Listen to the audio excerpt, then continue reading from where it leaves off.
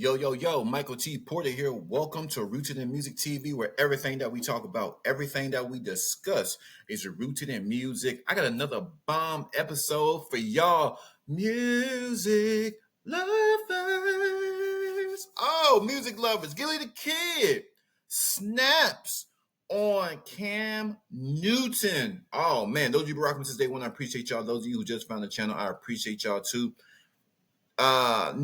Cam Newton goes off on Jalen Hurts, talking about Jalen Hurts is just the only reason why Jalen Hurts won is because of the team and pieces around him. That's the freaking name of the game, you dumb nigga, you. This is coming from a man who refused to jump on a ball, and it hunts him to this day. He talks all this crap, he flipping into the end zone. Where was that flip? Why didn't you flip on that goddamn fumble? Gillie the Kid goes off, and we're going to sit back, relax, and enjoy this comedy between Gillie the Kid and Cam Newton. Because Gillie the Kid, for those of you that don't know, Gillie the Kid is from Philly. Jalen Hurts played for the Philadelphia Eagles. They won the Super Bowl. And I ain't going to lie, Cam Newton be sounding like a hater, bro. Like, okay, it doesn't matter how you did it. Just get it done. Just get it done. Whoo, let's check this out. Drum roll, action. Shut up to Philadelphia. Let's see what we got here. Hey, good thing, Cam Newton. Uh-oh. I seen you came at me because I said Jalen Hurts did what you couldn't do. That was win a Super Bowl. So you want to get all in your feelings. Man, shut your tight jean wearing ass up, man. Nigga, you had on a jersey with a bow tie, you corny ass nigga. Get out of here, nigga. You will never be able to fuck with Jalen Hurts, nigga. You super goofy, corny ass nigga. Get out of here, nigga. What you do? You won MVP, won a Super Bowl, win a Super Bowl MVP. And you hating on him. Because he did what you couldn't do, nigga. Oh! Did I hear that? You did what you couldn't do, nigga. Get the job done. Win a Super Bowl. Get her done. And he been to two of them. So when you hating on him, nigga, just know you wasn't better than him, nigga. You talk about, can you name one of my albums, nigga? You ain't got to be able to name one of my albums, nigga. Fuck wrong with you. You in my space. You ain't bigger than me in this space, nigga.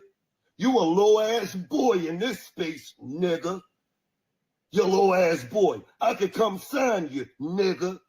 You low-ass boy. What you talking about? You, nigga, don't ever hate on Jalen Hurts, nigga. I want to see if, this is what. And I don't know who this guy is, Cam Newton's lackey. I don't know. Peggy, I got a question to ask. Can you name me one Gillie the Kid album? He went personal. Can you quote any of his music? Damn. But we know Gillie the Kid not as a rap artist or a hip-hop artist. We know him as a podcaster. We're in the same spaces. So your unpopular pick or your popular pick or the content that you create, Gillie, is the same thing that I do as content creators. So step aside, sir. Next. Cam, you're just mad that Jalen has what you don't.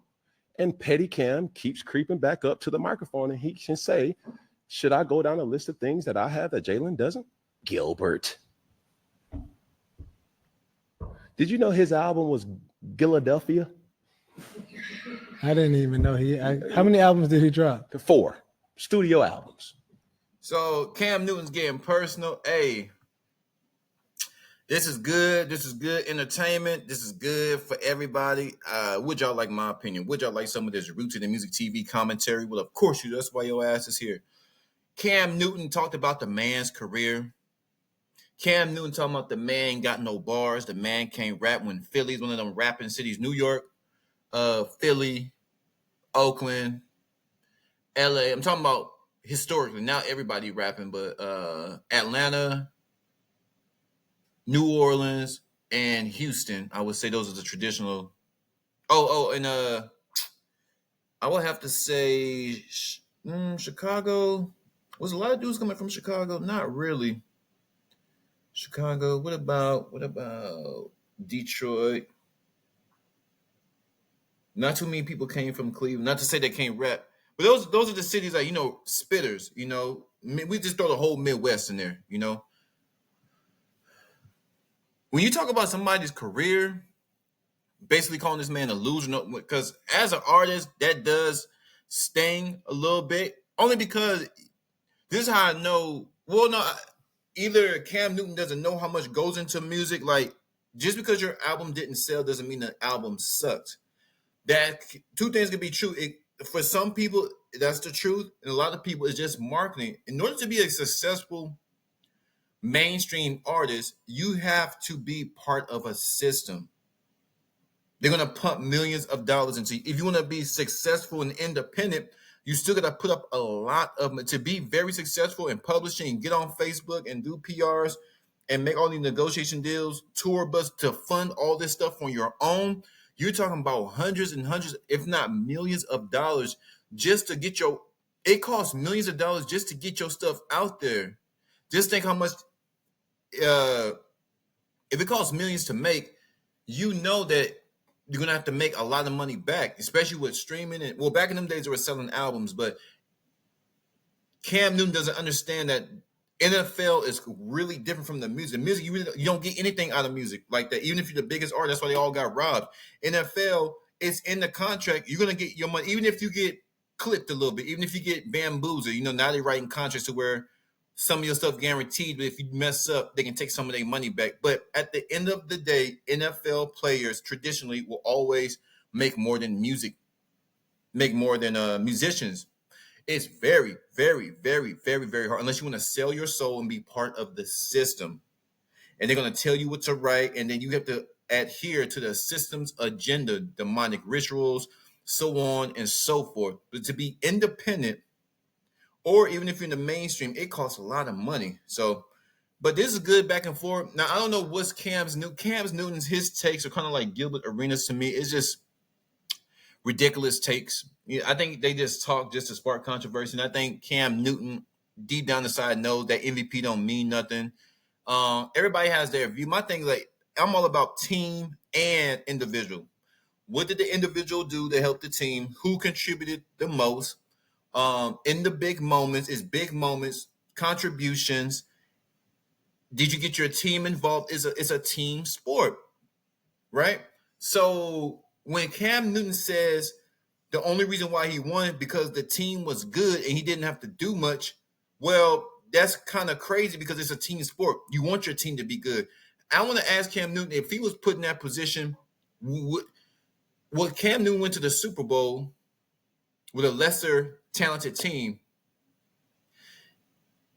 If Cam Newton went to Philly and won, would Cam Newton be talking the way he is? No, because he won. He knows what it's like to win. So what I'm saying is Cam Newton is hating. You can't sit there and tell me Cam Newton, he's hating on Jalen Hurts. I'm gonna ride with Gillie on this one. And I don't know none of these niggas, but I'm just saying from unbiased, just a man that loves sports, loves music. Jalen Hurts won. What are you talking about? He's a game manager. Game manager is a knock. So, and because Cam Newton can run the ball, he doesn't consider himself, you're a game manager because you're not that good, sir. If you're that guy, you should have won the Super Bowl. But then when you hold him accountable, and then he comes up with all these wild theories and ideologies of why he didn't get it done. Get her done. Isn't that what what's his name? The cable guy.